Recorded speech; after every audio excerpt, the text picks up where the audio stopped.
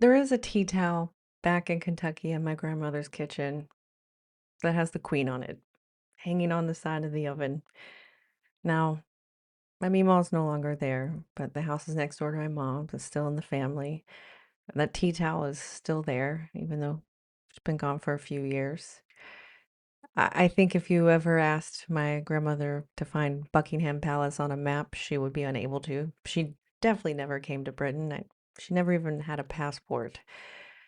But somehow, my grandmother still knew so much about the British monarchy, and I think that's pretty true for most Americans. She once referred to the Tower of London as a castle. I guess it's not completely incorrect. You have the castle in the middle, but most people here wouldn't refer to the Tower of London as a castle.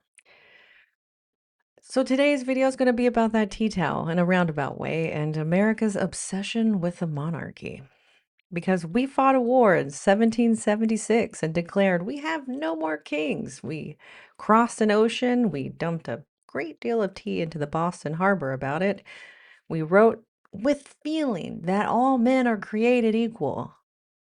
And then the following 250 years happened. Um, we started our obsession with the monarchy still. American shows like The Crown on Netflix are one of the top rated shows ever on Netflix about the British monarchy to an American audience. But meanwhile, over here, if you ask most people about the royal family, most will just sigh and shrug and say, they're all right, which is really the question for today. How did a country that fought a war to escape a monarchy become its most passionate fan club? And what does that really say about America? What does that say about us? That we made mythology out of a family that the British, who actually live with them, you could say find them a bit much most of the time. I don't think this is necessarily a reaction video as much as it's monarchy mirror, we could call it. So let's just go back all the way to 1776. America at that point had enough of being ruled by King George III. We had been taxed without representation. We had been governed from 3,000 miles away across an ocean. And we have been told what to do by a man who, to be fair, was famously talking to a tree. It was the Mad King. So we decided to do something unprecedented. We wrote a document. And that document, in essence, said that no human could be born better than any other human, and that kings are not appointed by God, and that the only legitimate government is one that is chosen by the people. At the time, that was a very radical thought, especially for a group of men who were, while writing this, still owned other people themselves. So don't think the irony is not completely lost on me there. But we'll leave that for another in-depth video. The point being that the United States of America was founded on the absolute fundamental, written into the Constitution, rejection of a monarchy. Now, there is in the Constitution an actual clause. It is called the Title of Nobility Clause. It forbids granting any titles of nobility. No American can be made a duke. No American can be made a baron. No man in America can be made a sir. This was incredibly deliberate. The founders did not want, under any account, a class of people who were treated different just for being born. It is fascinating that then you go 250 years later, we are obsessed with photos of British women being photographed from a balcony. And when they wear those beautiful giant hats that are so colorful. But as an American, we pause and we watch. And includes my grandmother back in Kentucky. She watch the royal weddings. They were on TV in America. It was all, we were all talking about it. But I do want to address the misconception that Americans have about Britain. Americans think that you wake up in the morning and you drink your tea and you put on your Union Jack jumper and you walk past Buckingham Palace. Somehow that's where everyone's going to walk past. And you just weep with national pride. You do not. The British relationship with the royal family is kind of like an understanding, something much quieter, something much more complicated. And this is not what Americans imagine it to be at all. That's not our stereotype. Although polling in the UK, if you go to more rural areas, like 50% of the population supports the monarchy, maybe a bit more, maybe a bit less. It moves around depending. And young people are much less interested in a monarchy. About one third of Britons under the age of 30 say they would prefer to have a completely elected head of state. Now, this is not a country that is in love with its monarchy. This is a country that is in a long marriage with its monarchy. Um, they don't really, you're comfortable with this, you know? You'll, if somebody asks about the monarchy, they'll say, they're fine, I suppose. Or they'll say, I quite liked the Queen. Or they'll say, Charles is all right. Or, I'll say, they would not get a tattoo. But some British people are, of course, deeply into the monarchy. They line in the mall, they cry at weddings, they have the little biscuit tins with them on it.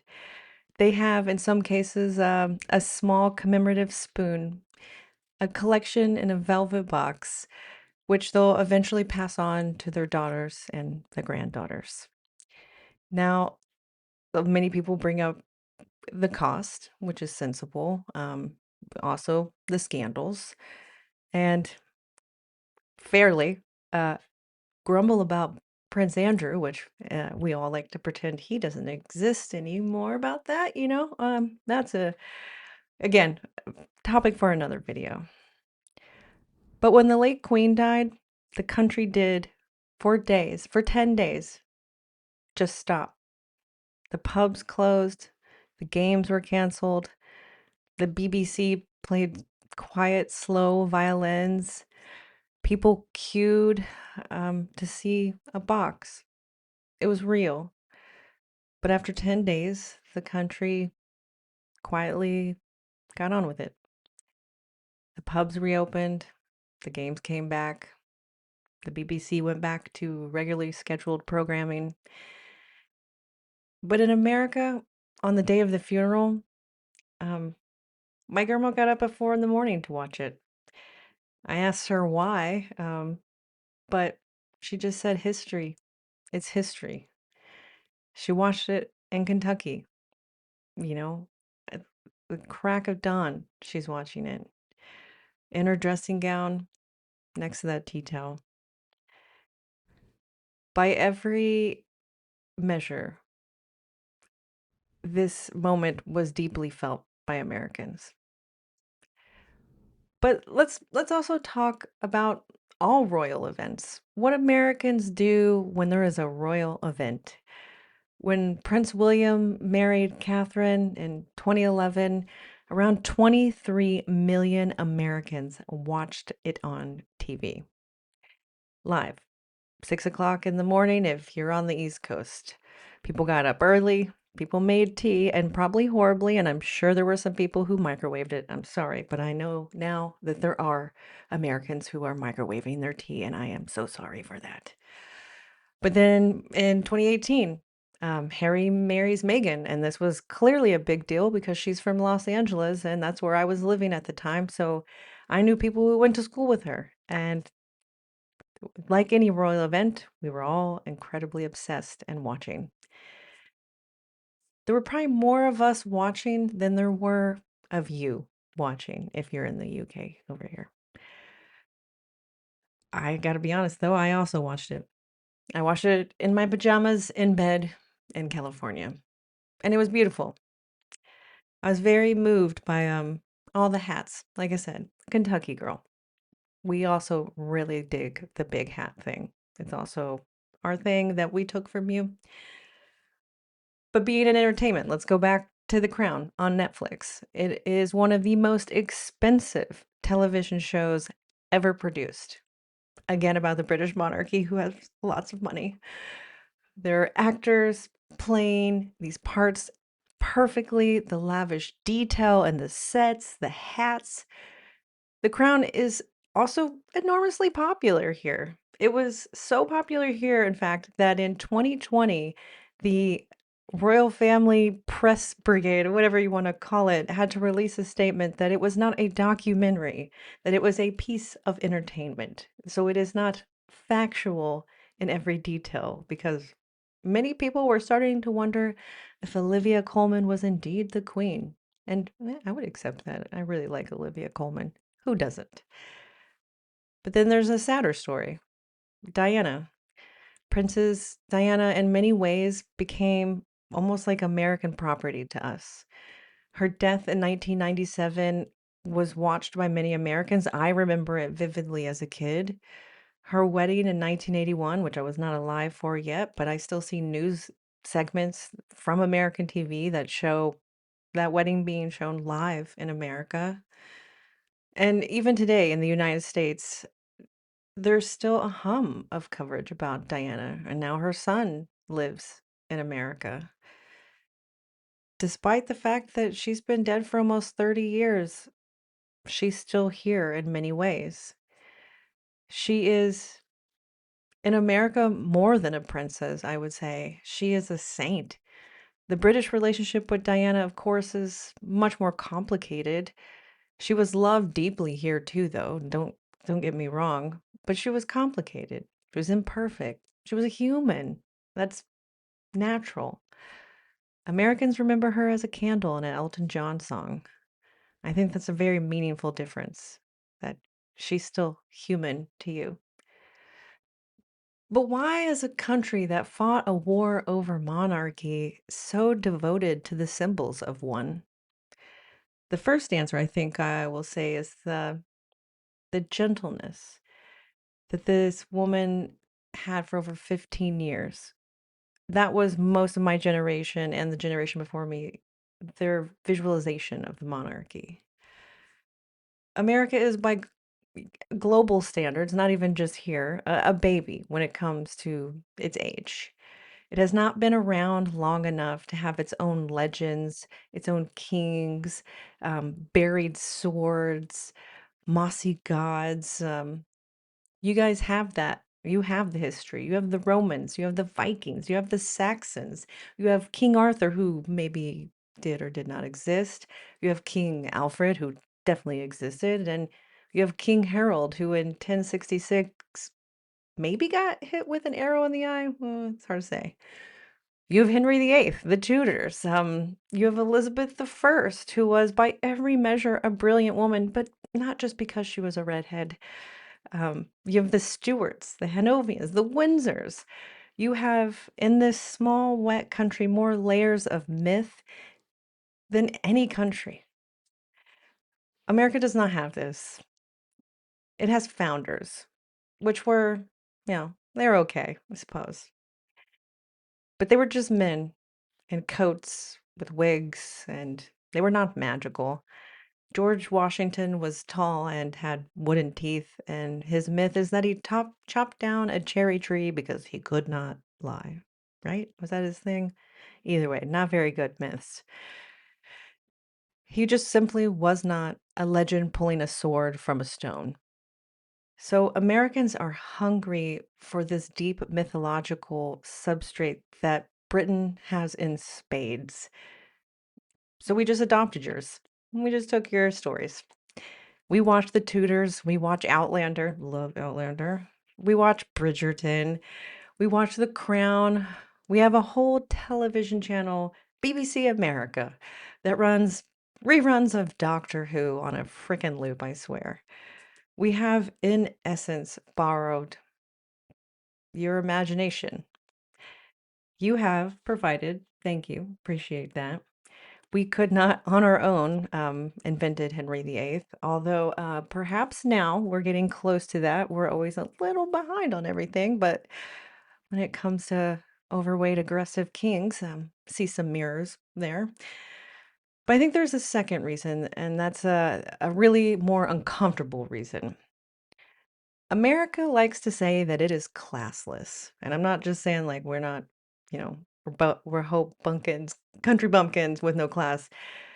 But no, we like to say that we're classless, that anyone can rise, that no one is born into a specific position. Um, and that's a great story, but it is simply not true. America very obviously has class.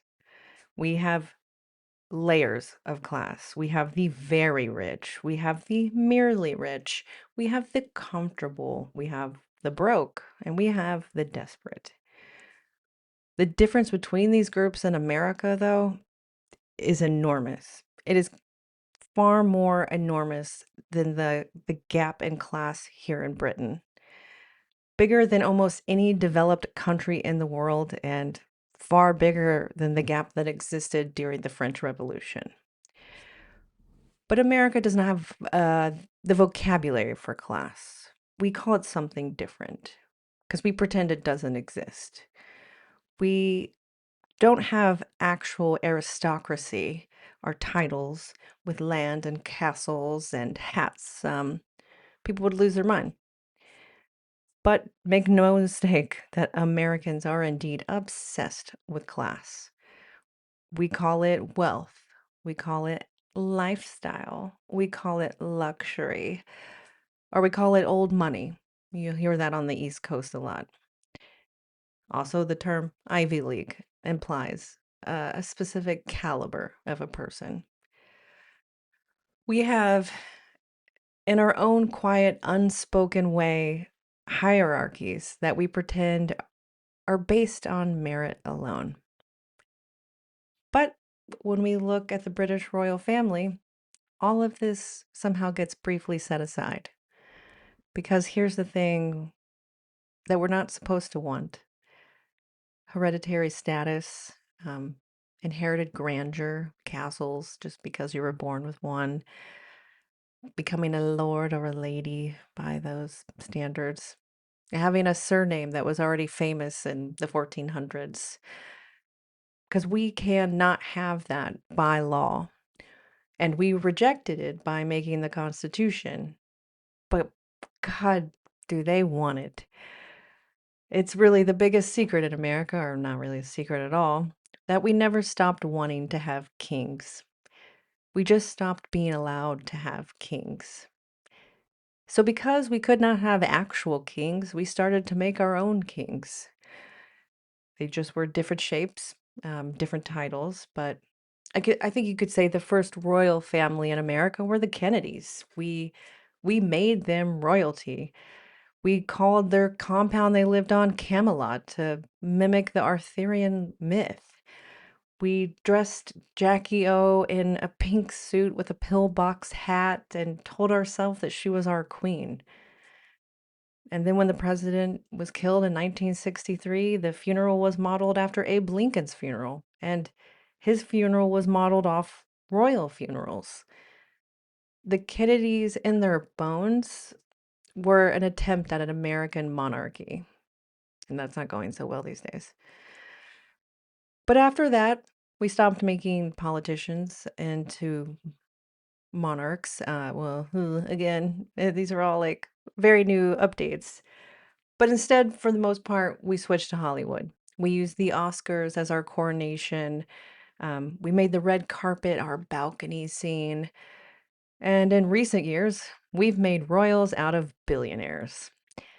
The Trumps, the Musks, the Bezos, the Kardashians.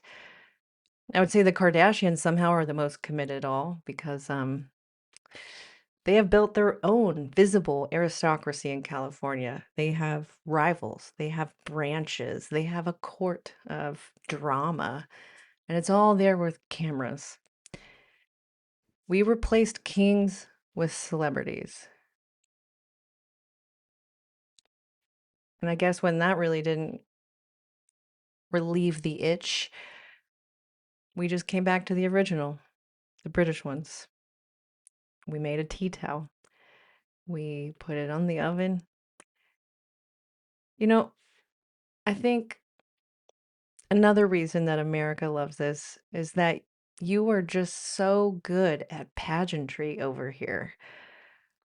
I want to be clear about this. Britain is on most days very chill, soft-spoken country. Not a lot of look at me going on.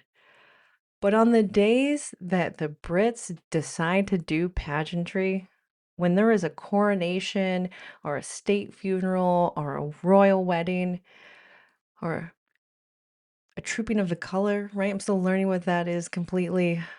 You become the most cinematic place on earth. There are horses, there are flags, there are uniforms, there are brass buttons, there are feathered hats, there's choirs, there's gold, there's carriages made out of carriage. And these are used for actual coronations and have been for centuries. It is real pomp, it is real ritual, it is real and ancient and hand stitched and expensive, a little ridiculous, but a magnificent ceremony. America has nothing like this, nothing at all. We have on big occasions a man in a poorly fitting suit walking up to a lectern in front of giant flags. We have, I guess we have the 21 gun salute from the military. I guess as a Kentuckian, I can say the closest thing we have is the Kentucky Derby or Derby, but in Kentucky we say Derby, so I'm just going to go with my native tongue here. We have women in giant hats that are bright colors. We have people playing in my old Kentucky home, and there are plenty of horses and bourbon, and the whole thing lasts about 2 minutes. But its grandeur on Derby Day is our small attempt at this ritual. That's why my grandma probably related to this in some sense, a little. We just do not have the carriages or the choirs. We don't have the centuries of ritual and history. We don't have a gold coach, that's for sure. Um, we don't have someone whose whole inherited job is to walk behind someone because of who they are. But when you roll out your gold coach here and you go down the mall and the bells of Westminster are ringing and there are 2,000 soldiers marching down the street in formation, the American part of me goes, "Oh, that is so beautiful." And Americans are starved for this. We do not in our daily lives see ceremony like this for anything. We don't have weddings and our transfer of power usually is pretty tame, but it definitely is not nearly as organized as the only one non-peaceful transfer of power we've ever had in our history. Not pretty, not good formations, not impressed. You guys have done pageantry for so long. What, roughly 1,000 years or more at this point, but some of it exactly the same. Like the ceremony of the keys at the Tower of London has gone on every night for 600 years. America cannot look away. We love it. We eat it up. And we forget briefly why we left to begin with. So, what does that really tell us about America or Americans' relationship with the British? I think that the monarchy is not about being British at all. It's about America, a country founded 250 years ago on the rejection of a monarch. We did not, when we left Britain in 1776, get rid of the desire for a monarchy. We only got rid of the monarchs. But the desire and the hunger and the mythology and the ceremony, it's all still there. And every time the British do a coronation or a wedding or a funeral, and the American audience tunes in by the millions to taste briefly that thing that we said we did not want. But the British who live this as their real life all the time, day in, day out, mostly do not feel the need to make a fuss about it at all.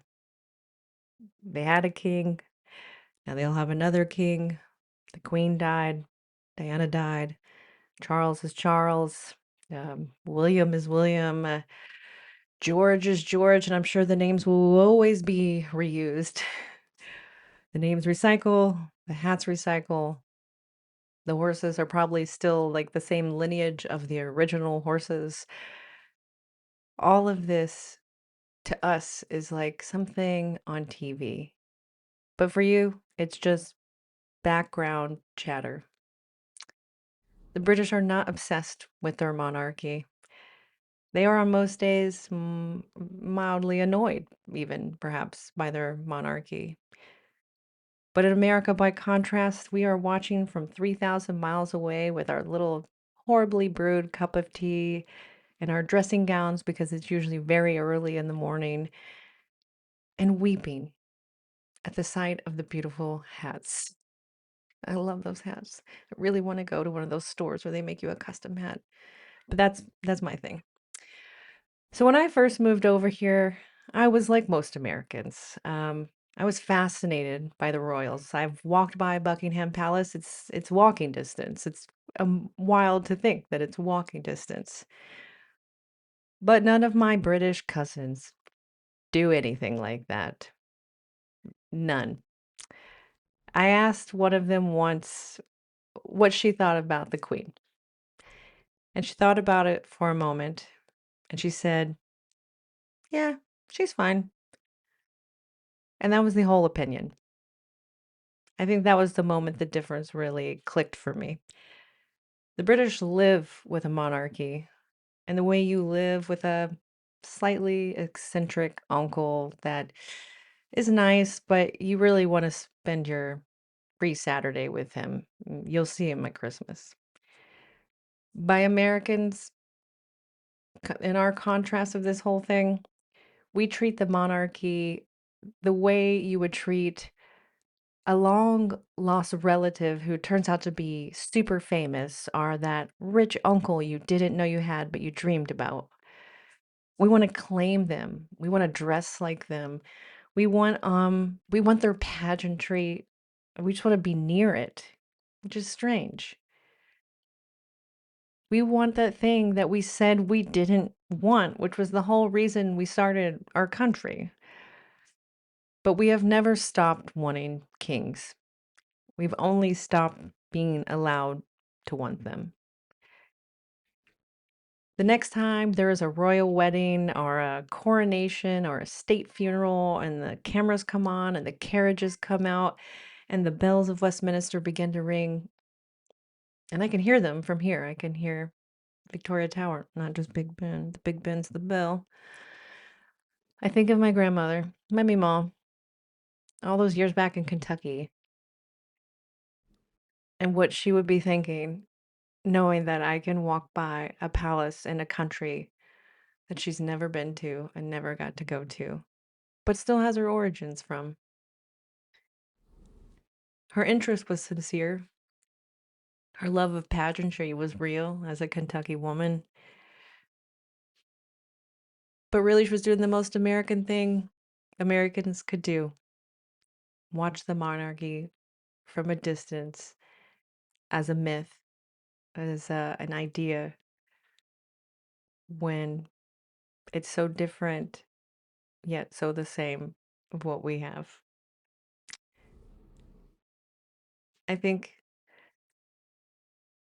the lure of the monarchy is less fascinating to me now. More the historical monarchy is more fascinating, but always stories are more interesting once you can binge watch, right? I don't have any commemorative plates though. Do you have any commemorative monarchy items? Is this something that Brits even do, or is this only for the tourists and the Americans that come over? Because I do see them in shops a lot. Let me know in the comments below. What are your opinions on having a monarchy. Are you even allowed to answer that? I don't know. I'm not familiar with having a monarch. America, again, just does it an idea, not practice. So let me know in the comments below. If you liked this video, please like, subscribe, do the little hype thing, do the thumbs up, all that. And until then, I'll see you in the next one. If you enjoyed this video, please like and subscribe and leave a comment below. And as always, a special thanks to my members. And be sure to check out the Tudor Yank store live now.